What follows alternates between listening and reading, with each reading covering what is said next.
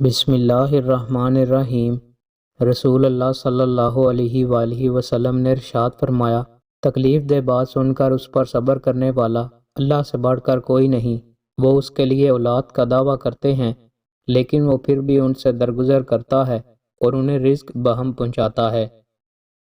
رسول اللہ صلی اللہ علیہ وآلہ وسلم نے ارشاد فرمایا، جب مسلمان اللہ کی رضا اور حصول ثواب کی نیت سے اپنے اہل و عیال پر خرچ کرتا ہے تو وہ اس کے لیے صدقہ ہے۔ رسول اللہ صلی اللہ علیہ وآلہ وسلم نے ارشاد فرمایا، قیامت کے دن اللہ کے ہاں لوگوں میں مرتبے کے اعتبار سے بدترین وہ آدمی ہوگا جو اپنی بیوی کے پاس خلوت میں جاتا ہے اور وہ اس کے پاس خلوت میں آتی ہے، پھر وہ آدمی اس کا راز افشاں کر دیتا ہے۔